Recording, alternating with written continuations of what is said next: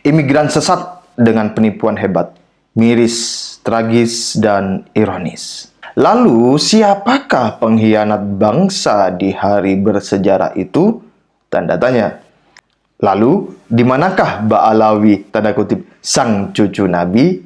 Dan tiba-tiba setelah Indonesia merdeka menjadi negara yang makmur, semua ingin diklaim hasil perjuangannya. Ini sih namanya pahlawan kesiangan. Ironi dari kaum pendongeng, pemuja Tarim yang konon lebih mulia dari Karbala. Bilang 7 nakobah mendukung Ba'alawi, tapi tak bisa tunjukkan bukti isbat nakobah yang berani keluarkan syahadah nasabnya Ba'alawi. Dan tidak tahunya, dia sendiri juga palsu. Jadi palsu membela harapan palsu kepada yang palsu.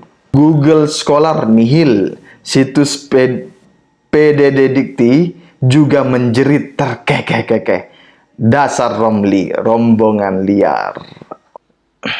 Assalamualaikum warahmatullahi wabarakatuh. Selamat pagi teman-teman sekalian.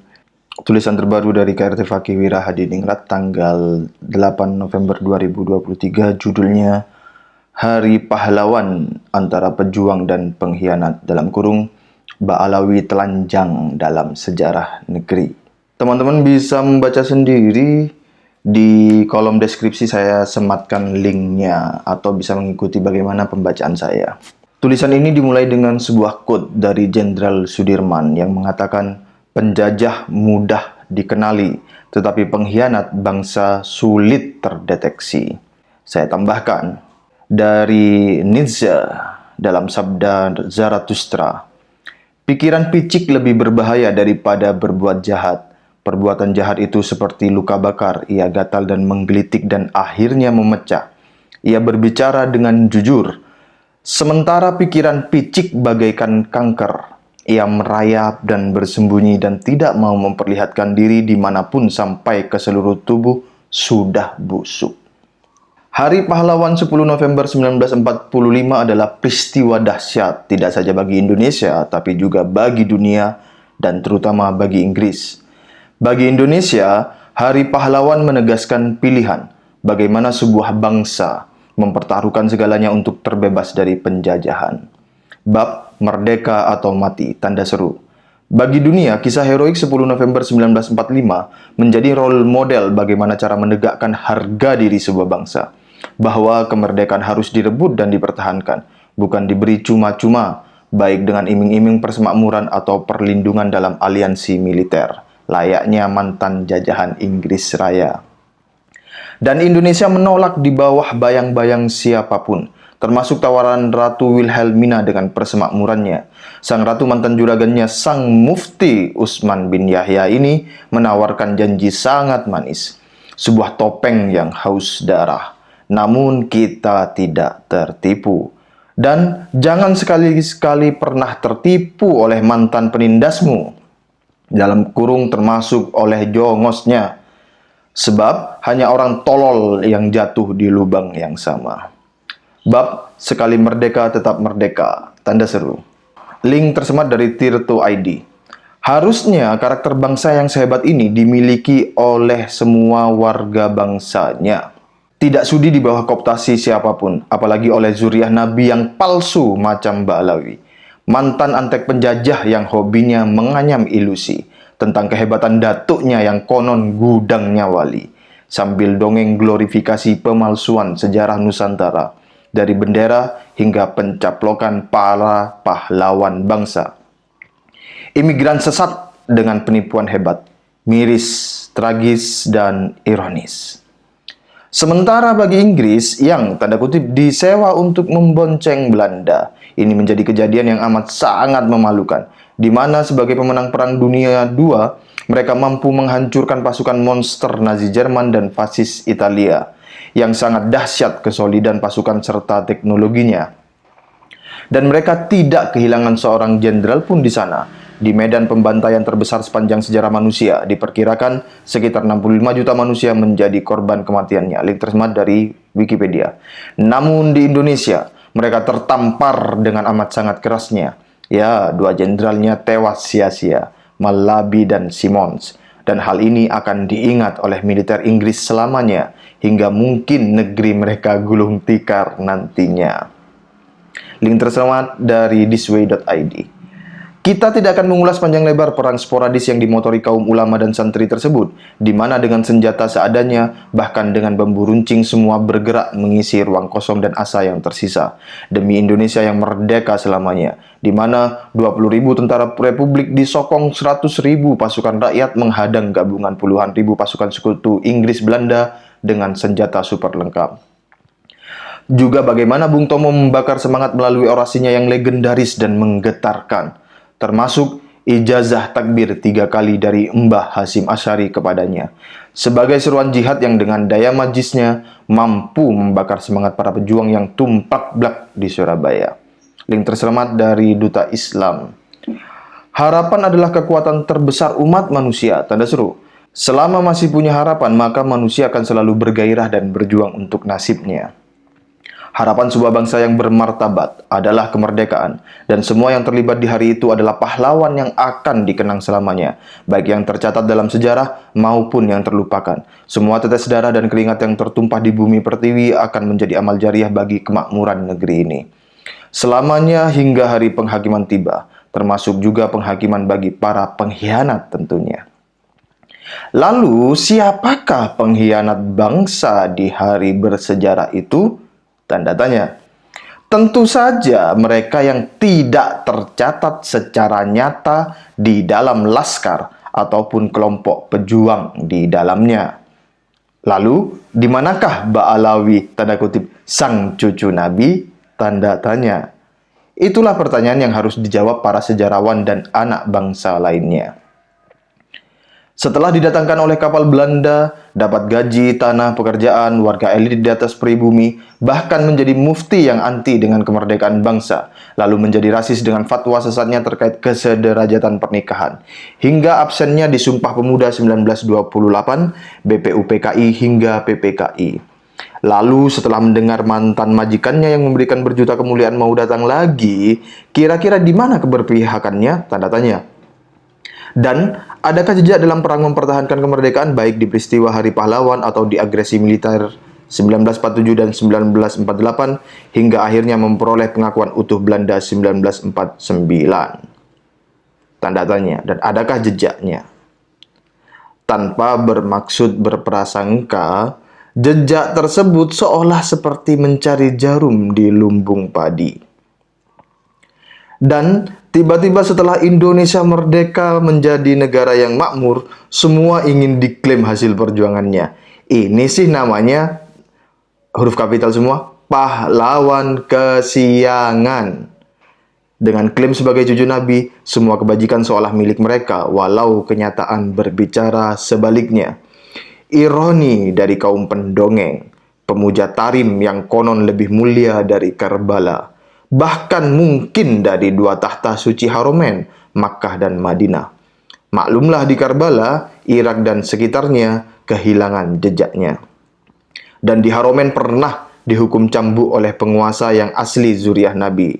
Dalam kurung kitab Al-Istizadah halaman 1093. Bab Londo Ireng. Secara harfiah, Londo Ireng adalah sebutan untuk tentara bayaran Belanda yang berasal dari Afrika. Namun pada gilirannya, karena mendapat kemakmuran yang menggiurkan, sehingga banyak pribumi yang latah menjadi serdadu Belanda pula. Mereka terkenal justru lebih kejam dari Belanda. Maklum, Jongos akan selalu berusaha memuaskan majikannya. Tidak peduli bangsanya sendiri pun akan dihianati demi isi perutnya.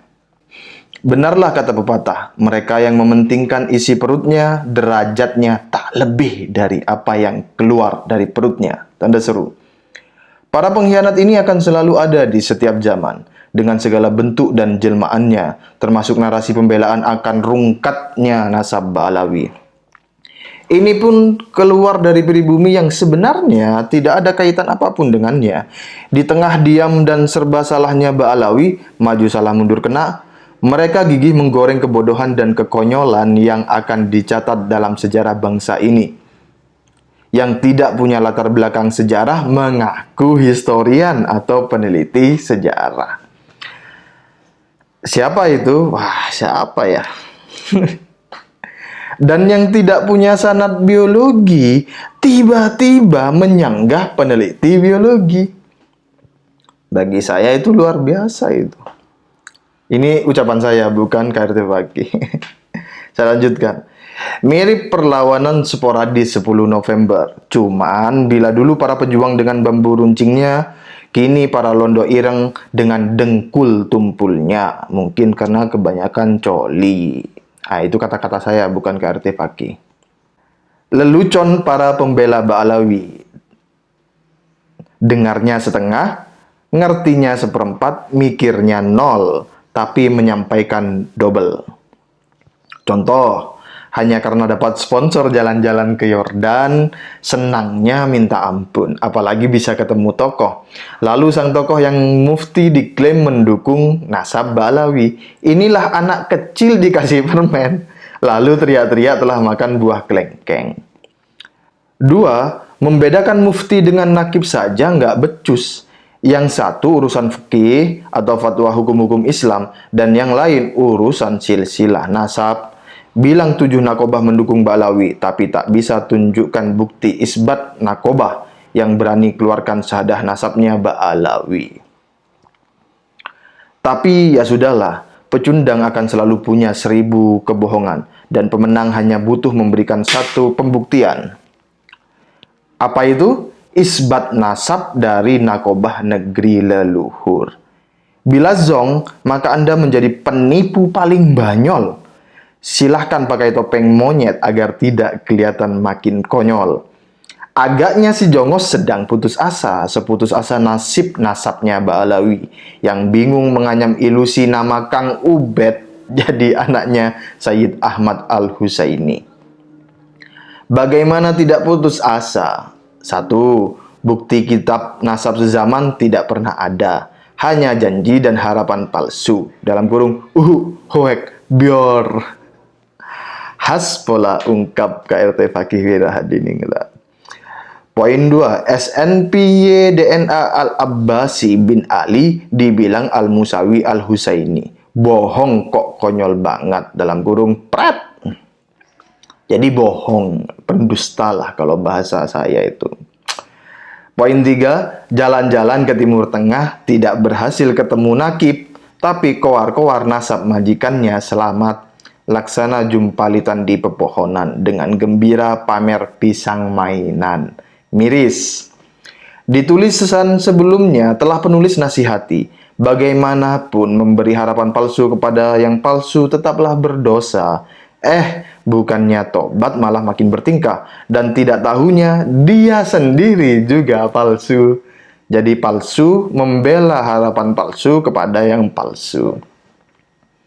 Jadi ini palsu bukan murokab lagi. Apa kalau 3 itu apa? Coba saya dibantu. Palsu level 3. Dan tidak tahunya dia sendiri juga palsu. Google Scholar nihil, situs PDD Dikti juga menjerit terkekeh-kekeh. Dasar Romli, rombongan liar. Romli, kisah apa Romli? Ya aku ngerti, aku mau pura-pura tidak mengerti. Biar budak-budak imigran Yaman itu bahagia. Wah, tidak tahu Romli siapa.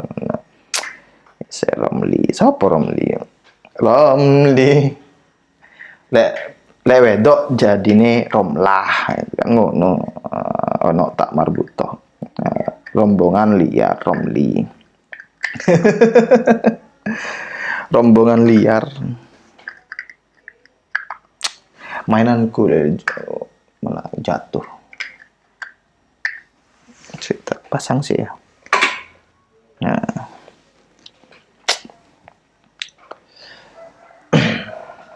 Dasar Romli, rombongan liar.